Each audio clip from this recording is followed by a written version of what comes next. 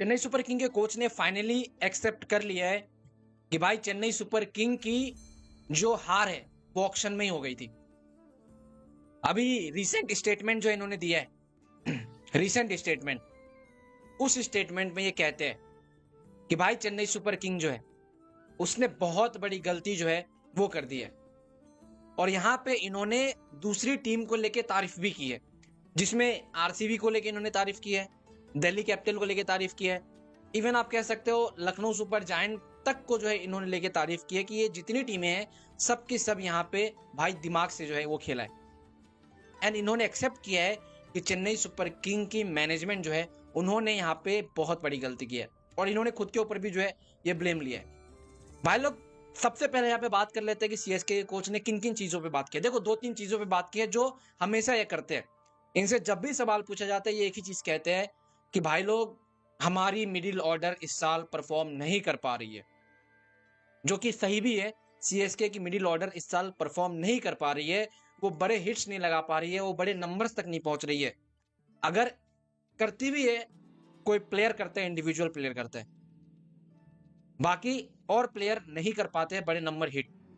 और ये सबसे बड़ी प्रॉब्लम सीएसके की है, जिसका नतीजा ये है कि सीएसके भी पॉइंट्स टेबल पे 10वें नंबर पे।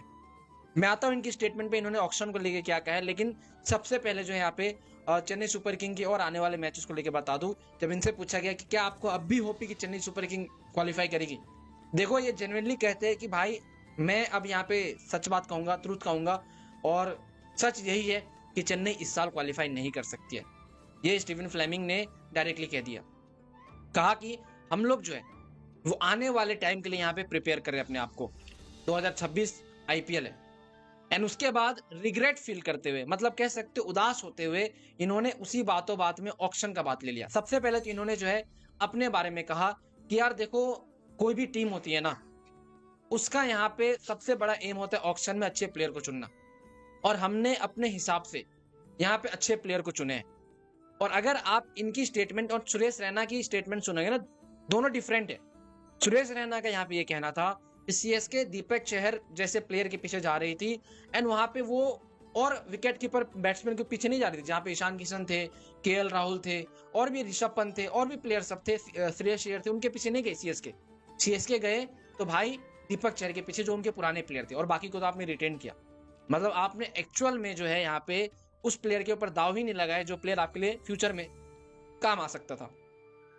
एंड ये जेन्युइनली सुरेश रैना फील करते हैं। यहाँ पे कोच स्टीवन फ्लेमिंग कहते हैं कि हमारे हिसाब से हमने अच्छे प्लेयर चुने थे, राहुल त्रिपाठी को चुना था, दीपक हुड्डा को चुना था हमने, हमें लगा कि वो लोग रन्स बनाएंगे, लेकिन नहीं हो पाया, मिडिल ऑर्डर में हमारी जो है चीजें नहीं चल पाई।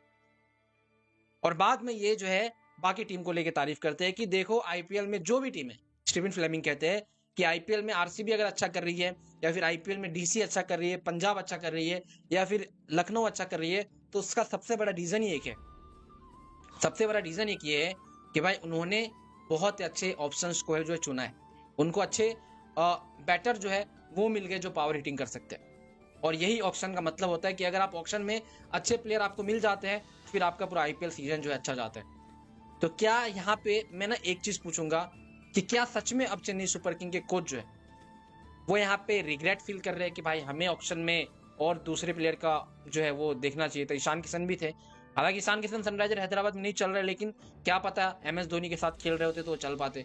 ऋषभ पंत भी थे, लेकिन ऋषभ पंत को इन्होंने कैप्टन के रूप में चुना नहीं। खैर कैप्टेंसी को लेकर भी यहाँ पे मैटर था ऋषभ पंत ऋतुराज गायकवाड़ में, इसलिए ऋषभ पंत को लेकर सीएसके पीछे हट गई थी। बाकी और थे, केएल राहुल को आप ले सकते थे, केएल राहुल यहाँ पे नहीं चाहता था कैप्टन बनना, तो आप उसको ले सकते थे, उसको खिलवा सकते थे। और भी बहुत ऑप्शन थे, श्रेयस अय्यर था आपके पास, ठीक है, और भी बहुत सारे ऑप्शन थे। लेकिन वही बात है, कैप्टेंसी को लेकर मैटर आ जाती है।